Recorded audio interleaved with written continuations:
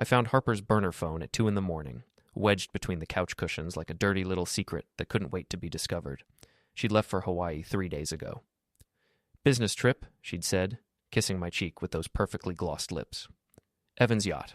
Networking opportunity. Evan read, the crypto guy, the tech bro with more money than sense, the walking cliché in designer sneakers who'd been circling my wife like a shark for months. I'm Simon Blake, real estate broker, former contractor, the guy who built our waterfront home with his own hands. The safe option, apparently. The phone buzzed in my palm. A text from Violet, Harper's best friend and professional chaos agent. Did he buy the Hawaii story? LOL. You're terrible. Harper's response, sent yesterday. Simon, please. He's just a safe option until I figure things out. Evan's got the yacht, the penthouse, the connections. I'm done playing house with a glorified handyman. My chest went cold. Not hot with rage. Cold, like someone had opened a freezer door in my rib cage. I scrolled. More texts, voice notes. A video I immediately regretted watching but couldn't stop. Harper and Evan, on what I recognized as his yacht, doing things that made my stomach turn. Her laugh, that musical sound I'd fallen for 10 years ago, now mocking me through tiny speakers. But it wasn't just the affair. It never is with people like Harper. There were business discussions, plans to move my real estate assets into a shell company, conversations about managing Simon's perception and keeping him calm until the paperwork clears, screenshots of our bank accounts, my client lists, everything I'd built, cataloged, and priced like items at an estate sale. The sun came up, I made coffee, I copied every file, every text, every humiliating second of video onto 3 separate drives, then I went to work. Max, my business partner, took one look at my face and poured whiskey into my coffee. What happened? Harper's leaving me, for the crypto guy, after she steals everything I own. Jesus, Simon. It gets better. She called me a safe option, a placeholder, the human equivalent of a savings account. Max whistled low. What are you going to do? I smiled. It felt wrong on my face, like trying on someone else's expression. I'm going to stop being safe. Harper returned that evening, tanned and radiant, smelling like expensive sunscreen and betrayal. She kissed me like nothing had changed, like I was still the oblivious husband playing his role. How was Hawaii? I asked. Amazing. You should have seen the sunset from Evan's yacht. We closed the Orlansky deal. She's going to let me plan her daughter's wedding. 6-figure contract, Simon. I'm finally breaking into the big leagues. That's wonderful, honey. I handed her a glass of wine. You must be exhausted. She settled onto the couch. Our couch, the one I'd custom built, and started scrolling through her phone. The real one. I waited until she was mid-sip. Oh, I found something of yours. I dropped the burner phone into her wine glass. The red liquid splashed across her white blouse. She jumped up, shrieking. What the hell, Simon? Oops. Looks like things are getting wet. I kept my voice flat, conversational. Funny thing about burner phones, they're only secret if you remember where you left them. Her face went through a remarkable transformation. Shock, fear, calculation, then finally settling on indignant anger. You went through my phone? I went through your other phone, the one with all the interesting content. The yacht videos were particularly enlightening. Simon, I can explain. I'm sure you can. You're excellent at managing perceptions, after all. That's what you told Evan, right? That you're keeping me calm until the paperwork clears? I leaned against the kitchen counter, arms crossed. What paperwork would that be, Harper? She opened her mouth, closed it, opened it again. It's not what you think. It's exactly what I think. You're having an affair with a crypto bro, planning to steal my business assets, and apparently I'm just a safe option until you figure out your next move. I smiled. Well, guess what? The safe option just became the wild card. You can't prove anything. I held up my phone, showing her the cloud storage confirmation. Actually, I can prove everything. Every text, every call, every video. Backed up in 3 locations, but don't worry, I'm not going to the police. That would be too easy. Then what are you going to do? Her voice shook, just slightly. I haven't decided yet, but I'm thinking it's going to be fun. She tried to grab my phone. I stepped back, laughing. Actually laughing. That's not how this works anymore, Harper. You wanted to play games? Let's play. She left that night, probably to Evan's penthouse. I didn't care. I had work to do. Mrs. Flint, our elderly neighbor, watched from her window as Harper's car screeched out of the driveway.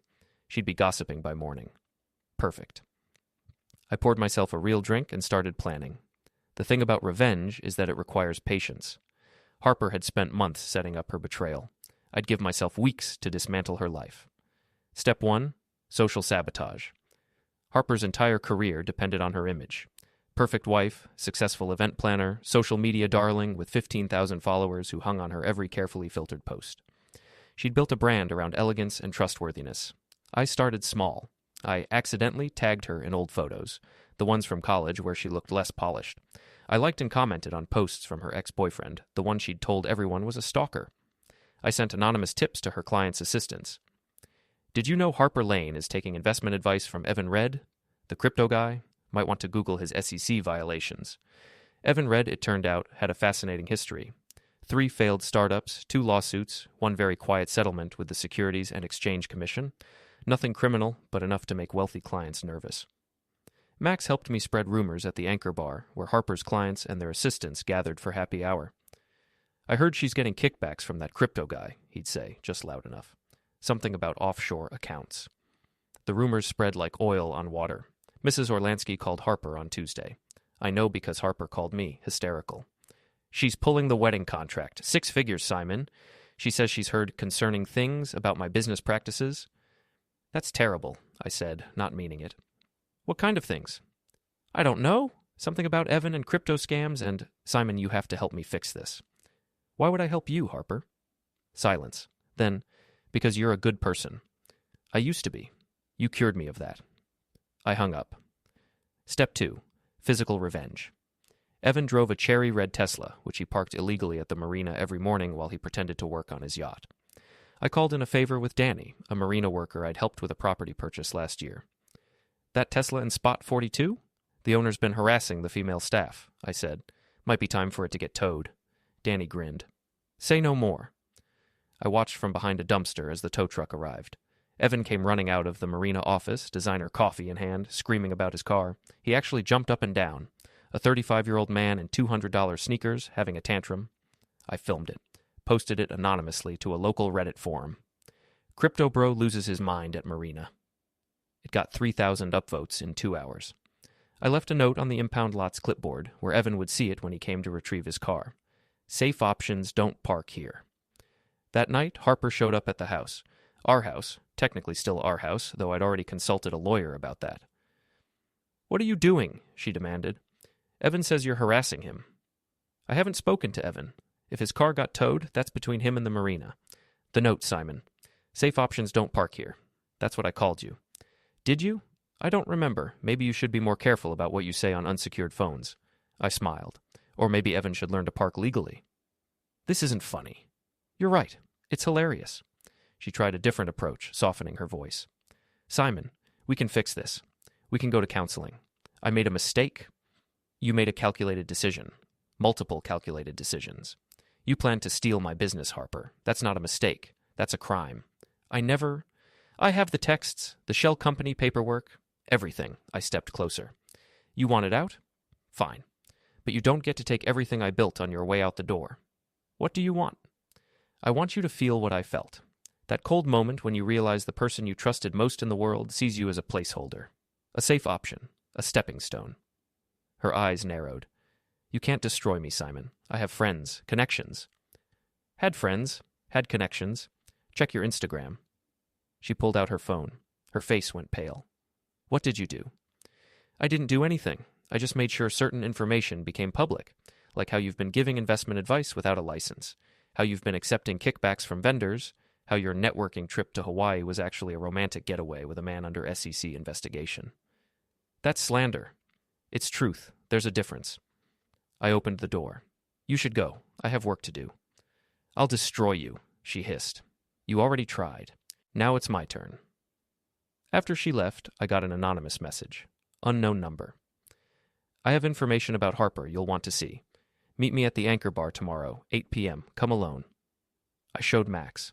He frowned. Could be a trap. Or it could be someone else Harper screwed over. I grinned. Either way, it sounds like fun. The Anchor Bar smelled like salt water and bad decisions. I arrived at 8 sharp, scanning the crowd. Violet sat in a corner booth, looking nervous. Harper's best friend, the one who'd helped her mock me. I almost walked out. Wait, she called. Please, I have something you need to see. I sat down, keeping my distance. Why would you help me? Because Harper threw me under the bus. Violet's perfectly made-up face cracked slightly. Mrs. Orlansky called me, asked if I knew about Harper's financial irregularities. Harper told her I was the one who suggested working with Evan. She's making me the scapegoat. And you're surprised? She's been using people her entire life. I know. Violet pulled out her phone. I have videos from the Hawaii trip. Things Harper doesn't know I recorded. Why were you recording? Insurance. Harper and I have been friends since college. I know how she operates. I always keep insurance. She slid the phone across the table. This is from their last night on the yacht. I pressed play. Harper and Evan, drunk, laughing about their plan. Simon's so trusting, Harper slurred. He'll sign anything I put in front of him. By the time he realizes what's happening, the house will be in the shell company and we'll be in the Cayman Islands. Evan, what about the business? Harper, Max is loyal to Simon, not the company. We'll force him out, sell the client list, disappear. Simon will be left with nothing. They laughed. They actually laughed.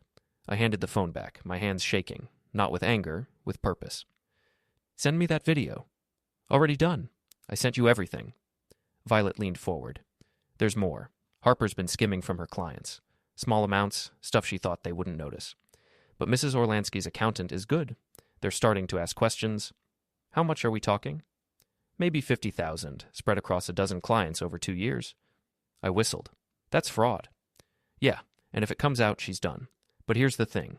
Evan knows. He's been helping her hide it. They're in this together. Why are you telling me this? Because Harper's going to blame me when it all falls apart. She's already started. I need her to go down before she takes me with her. Violet's eyes hardened. And because what she did to you was cruel, even for her. I left the bar with a flash drive full of evidence and a plan forming in my mind. That night, I followed Harper to the marina. She met Evan on his yacht, and I watched from the shadows as they argued on the deck. The Orlansky deal fell through, Harper shouted, and Simon knows everything. So what? He can't prove anything. He has the burner phone. Then we move faster. Get him to sign the property transfer papers. Tell him it's for tax purposes.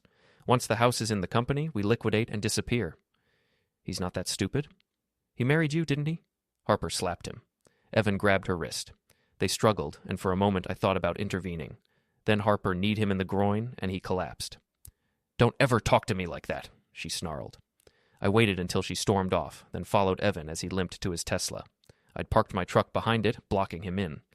Simon, he tried to sound confident, failed. What are you doing here? We need to talk. I don't think... I slammed him against his car. Not hard enough to hurt, just hard enough to make a point. You're going to listen. You and Harper plan to steal my house, my business, everything I've built. You called me stupid, a safe option. It was just talk. It was conspiracy to commit fraud. I leaned closer. I have videos, Evan. Audio recordings, text messages, everything. And I know about your SEC violations. The settlement you're not supposed to talk about. The investors you screwed over in San Francisco. His face went white. You can't prove? I can prove all of it. And I will, unless you do exactly what I say. What do you want? I want you to break up with Harper. Publicly, messily. I want you to tell everyone she was using you for your money and connections. I want you to destroy her reputation the way she tried to destroy my life. She'll ruin me. She's already ruining you. At least this way you might survive. I stepped back. You have 24 hours. If I don't see a very public breakup by tomorrow night, I'm sending everything I have to the SEC, the IRS, and every financial journalist in New England. I moved my truck and drove away, leaving him shaking in the parking lot. The next evening, Evan posted a long Instagram story. I've been manipulated by someone I thought I could trust. Harper Lane used me for my connections and money while planning to defraud her own clients. I have evidence of her financial crimes, and I'm cooperating with authorities. To everyone she's hurt, I'm sorry I didn't see through her sooner. My phone rang immediately. Harper, screaming so loud I had to hold the phone away from my ear. What did you do? What did you say to him? I told him the truth, that you're a liar and a thief. He's lying. I never... You did, and I have proof. Violet gave me everything, Harper. Every video, every conversation, every penny you stole from your clients. Silence, then quietly. Violet, your best friend, the one you were planning to blame for everything. She got smart before you could throw her under the bus. I'll deny everything. You can try. But Mrs. Orlansky's accountant is already looking into the discrepancies. And when they find the offshore account Evan helped you set up, it's over. You bastard. No, Harper, I'm just not safe anymore. She hung up. I poured myself a drink and waited for the next move. Harper tried to run. I found out from Max, who heard it from Danny at the marina. She'd booked a flight to the Cayman Islands one way, leaving in 3 days. She's liquidating everything, Max said. Cleaning out your joint accounts, selling her jewelry, even trying to get a second mortgage on the house. Can she do that? Not without your signature. But she's desperate. I called my lawyer. File for divorce. Today. And freeze all joint assets. That'll take a few days. We don't have a few days. She's trying to flee the country. He made some calls. By evening, every account was frozen. Harper couldn't access a penny without a court order. She showed up at the house at midnight, pounding on the door. I let her in. You froze the accounts? She looked wild, her hair messy, makeup smeared. How am I supposed to live? You should have thought of that before you tried to steal everything I own. I need money, Simon. I have bills, rent on my new apartment. Get a job. You're destroying me. I'm protecting myself. There's a difference. I handed her an envelope. Divorce papers. Sign them. She threw the envelope at me. I'm not signing anything. Then enjoy being broke. The accounts stay frozen until the divorce is final, and I'm pushing for a full audit of your business finances. You can't do this. I already did. She tried to hit me. I caught her wrist gently but firmly. Don't. You're angry. I get it. But violence won't help you. I hate you. I know. But you hated me when you loved me too. You just hid it better. I released her wrist. Leave, Harper, before I call the police. She left, sobbing. I felt nothing. The next day, I got a call from Mrs. Orlansky's lawyer. Mr. Blake, we're investigating Ms. Lane's financial practices. We understand you have information that might be relevant. I sent them everything. Videos, texts, bank records showing the offshore account. By evening, Harper had 3 lawsuits pending and a criminal investigation underway. Violet called me. Harper's telling everyone you're framing her, that you fabricated evidence because you're jealous of Evan. Let her talk. The evidence speaks for itself. She's planning something, Simon. I don't know what, but she's desperate. Be careful. I was careful. I installed security cameras around the house, changed the locks, told Max to watch his back, but I didn't expect what happened next. Harper and Evan held a press conference. Actual press. Local news, newspapers, even a few bloggers. They stood in front of Evan's penthouse, looking like victims. Simon Blake has been harassing and stalking us, Harper said, crying on cue. He's fabricated evidence, spread lies, and threatened Evan with violence. We're filing for restraining orders and pressing charges for assault and defamation. Evan held up his phone. We have video evidence of Simon attacking me at the marina. He slammed me against my car and threatened to destroy my business unless I broke up with Harper. I watched the news coverage from my living room, stunned. They'd edited the marina footage, cutting out the part where I explained what they'd done. In their version, I looked like a jealous, violent husband. My phone exploded with messages. Clients asking if the allegations were true. Friends wanting to know my side. Even Mrs. Flint knocked on my door, concerned. Max came over with whiskey. This is bad, Simon. They're lying. I know, but they're convincing. Harper's always been good at playing the victim. I have the original footage, the unedited version. Then we need to release it, now, before this narrative takes hold. I called Violet. I need your help. Anything? Can you get Harper to talk, on camera? Get her to admit what she really did? She won't talk to me. She knows I gave you the videos. Then we'll make her talk. I have an idea. I organized a settlement meeting at the waterfront park, neutral territory, with witnesses. I invited Harper, Evan, Mrs. Orlansky, her lawyer, and several of Harper's former clients. I told them I wanted to make a public apology and offer restitution. Harper couldn't resist. She showed up with Evan, both dressed like they were attending a funeral, somber, dignified, ready to accept my surrender. The park was crowded. Families, joggers, tourists, perfect. I'd set up a small PA system, ostensibly for my apology. Harper and Evan sat in the front row, surrounded by their audience. I stepped up to the microphone. Thank you all for coming. I asked you here today because I want to set the record straight about my marriage, Harper's business practices, and what really happened between us. Harper smiled, thinking she'd won. I pressed play on my phone, connected to the PA system. Her voice echoed across the park. Simon's so trusting. He'll sign anything I put in front of him.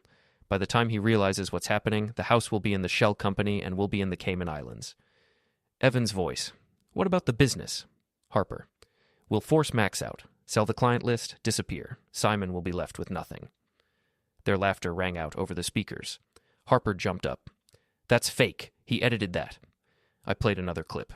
Violet's video from the yacht, showing Harper and Evan planning the fraud in detail. Then the texts about the shell company. Then the bank records showing the offshore account. Mrs. Orlansky stood up. You stole from me. I can explain. You stole from all of us. Another client, a woman whose daughter's wedding Harper had planned. $50,000 spread across a dozen people. We trusted you. Harper tried to run. I stepped in front of her. You wanted out? Here's the door, but you're not taking anything with you except the consequences of what you've done. I handed her an envelope. Evidence packets, already sent to your clients, the IRS, the state licensing board, and the district attorney. You're done, Harper. Professionally, financially, socially, done. Evan tried to defend her. You can't prove... I accidentally bumped him. He stumbled backward into the park fountain, soaking his designer suit. The crowd laughed.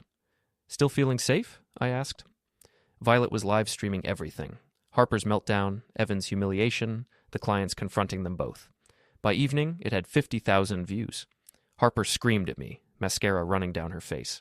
I'll take everything you have left. You already did. Now I'm just returning the favor. The police arrived, not for me, but because someone had called about the disturbance. They took statements from Mrs. Orlansky and the other clients. By the time they left, Harper and Evan were facing multiple lawsuits and a criminal investigation. I walked home alone, feeling lighter than I had in months. It wasn't over. Harper was desperate, and desperate people do dangerous things. Violet called me at 3 a.m. Simon, you need to see this. She sent me a video file. Harper and Evan, in his penthouse, planning their final move. They doctored footage of our confrontations, making it look like I'd assaulted Evan multiple times. They were planning to file criminal charges, get me arrested, then use my incarceration to seize control of the house and business. They're going to the police tomorrow morning, Violet said. They have a lawyer, fake witnesses, everything. Simon, they're going to frame you. I sat in the dark, thinking. Harper had always been 3 steps ahead, but she'd made one mistake. She'd underestimated how many people she'd hurt over the years. I spent the rest of the night making calls. Mrs. Orlansky, her lawyer, the other clients Harper had defrauded, Danny from the marina, even Mrs. Flint, who'd been watching everything from her window. By morning, I had a plan. I called Harper. We need to talk. Your place or mine. Stay away from me. I have something you want. The original files, the ones that prove you didn't steal from your clients. You're lying? Maybe. Come to Evan's penthouse at noon. Bring your lawyer. Let's end this. She agreed, probably thinking it was a trap. She was right. I arrived at Evan's building at 11:30. The lobby was full of people. Mrs. Orlansky and her lawyer, Harper's former clients, several reporters I'd tipped off, and Detective Sarah Mitchell from the Financial Crimes Unit. Harper and Evan walked in at noon, confident. They saw the crowd and froze. What is this? Harper demanded. This is the truth. I held up a flash drive. Original unedited footage from the marina, audio recordings from the yacht, bank records showing the offshore account, text messages proving you planned to frame me for assault. Detective Mitchell stepped forward. Ms. Lane, Mr. Red, we need to ask you some questions about financial fraud and conspiracy. We have evidence that Simon assaulted. Evan started. I played the original marina footage on my phone, loud enough for everyone to hear. My voice. You and Harper planned to steal my house, my business, everything I've built. Evan's voice. It was just talk. My voice. It was conspiracy to commit fraud. Then the part they'd edited out, me explaining exactly what they'd done, with dates, amounts, and details. You edited this footage, I told the crowd, made it look like I attacked Evan for no reason, but the original shows I was defending myself against theft and fraud. Harper's lawyer tried to intervene. My clients have rights. Your clients are criminals, Mrs. Orlansky said. They stole from me, from all of us. The reporters were filming everything. Harper's face went from confident to terrified in seconds. Evan tried to run. I didn't stop him, but Danny did. The marina worker grabbed his arm. Not so fast, crypto boy. You owe me $200 for that towing fee you never paid. The crowd laughed. Evan jerked free, stumbled, and knocked over a decorative table in the lobby. His phone and wallet scattered across the floor. I picked up his phone. Detective, you might want to see this. Text messages between Evan and Harper, planning to frame me, including a conversation from this morning about how to make the assault charges stick. Detective Mitchell took the phone. Mr. Red, Ms. Lane, you're both going to need to come to the station. We haven't done anything wrong, Harper shrieked. You committed fraud, conspiracy, and attempted to file false police reports. The detective said, That's 3 felonies. Minimum. Harper looked at me, really looked at me, for the first time in months. Why are you doing this? Because you called me a safe option. Because you tried to take everything I built. Because you laughed about it. I stepped closer. You wanted to know what happens when the safe option stops playing safe? This is what happens. The police took them both away. The reporters followed, shouting questions. Mrs. Orlansky and her lawyer collected the evidence files I'd prepared. Violet appeared beside me. You did it. We did it. You gave me the ammunition. What happens now? Now. Harper faces fraud charges, loses her business license, probably goes to prison. Evan loses his assets, his reputation, everything, and I rebuild my life without them. That's it? That's it? I smiled. Sometimes revenge isn't about destruction, it's about justice. I walked out of the building into bright sunshine. My phone buzzed with messages. Clients offering support, friends checking in, even a few reporters wanting interviews. But I ignored them all. I drove to the waterfront, to the home I'd built with my own hands, and sat on the dock watching the boats. Harper had called me safe, predictable, a placeholder. She'd been wrong about one thing. Safe doesn't mean weak. It means smart enough to build something worth protecting, and when someone tries to take that away, safe becomes dangerous. I thought about the look on Harper's face when the police took her away. The shock, the betrayal, the realization that she'd underestimated me from the beginning. Funny thing about safe options. They're only safe until you play with fire, and tonight I'd lit the match.